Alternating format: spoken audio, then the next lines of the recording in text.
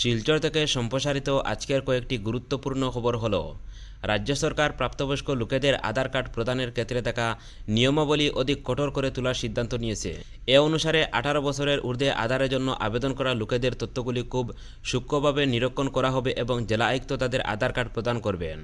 দিশপুরে লোকসেবা ভবনে আয়োজিত আসাম মন্ত্রিসভা বৈঠকে পৌরোহিত্য করে মুখ্যমন্ত্রী ডক্টর হিমন্ত বিশ্ব শর্মা গতকাল একথা জানান। তিনি বলেন যে বাংলাদেশ থেকে অবৈধভাবে আসামে আসা লোকেদের যাতে আধার কার্ড লাভ না করতে পারে তার জন্য এই ব্যবস্থা গ্রহণ করা হয়েছে।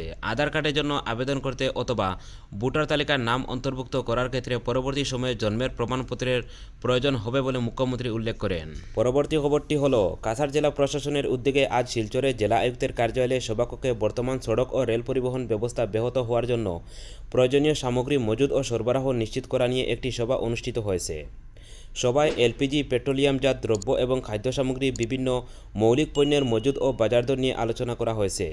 সভায় জানানো হয় যে জেলায় এলপিজি এবং পেট্রোলিয়ামজাত সামগ্রী পর্যাপ্ত মজুদ রয়েছে, যা আগামী কয়েকদিন জেলার চাহিদা পূরণ করতে পারে। 2002 সালে মিউজিক ভিডিও কাটা লাগা গানের জোর তুলেছিলেন অভিনেত্রী শেফালি জারিওয়ালা।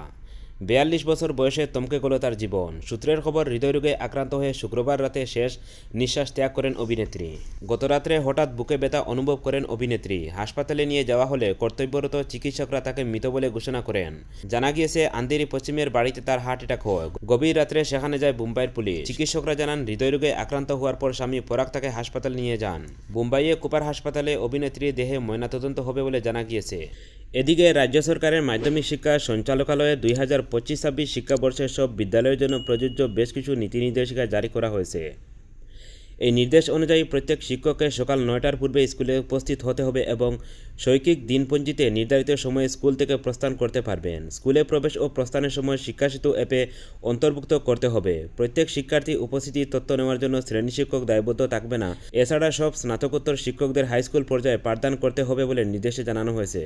পরবর্তী খবরটি হলো, বদলের বাংলাদেশ। রাজধানী ঢাকায় বুলডোজার দিয়ে দুর্গা মন্দির গুড়িয়ে দেওয়ার অভিযোগ। স্থানীয়দের অভিযোগ, মৌলভীরা স্থানীয় প্রশাসনের উপরে মন্দির ভেঙে ফেলার জন্য চাপ তৈরি করেছিলেন। অভিযোগে প্রায় 50 বছরের পুরনো ঢাকার এই দুর্গা মন্দির। প্রতি বছর দুর্গাপুজো, কালী পূজা হতো, নিত্য পূজাও হতো, কিন্তু বৃহস্পতিবার ইউনিট সরকার সেই মন্দির গুড়িয়ে দেয়।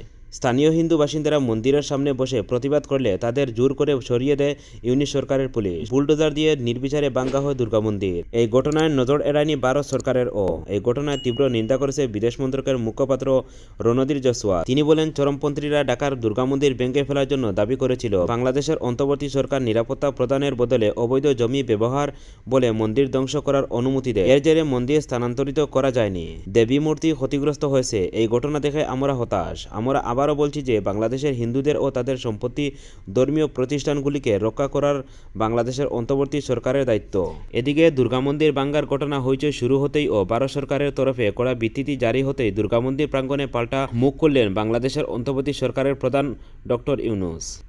দুর্গা মণ্ডপ সরানো নিয়ে সোশ্যাল মিডিয়ায় তিনি একটি পোস্ট করেন, যা কিনা সরকারি জমিতে অস্থায়ী মণ্ডপ সরানোর প্রসঙ্গে রেল কর্তৃপক্ষের বক্তব্য বলে দাবি ইউনূসের।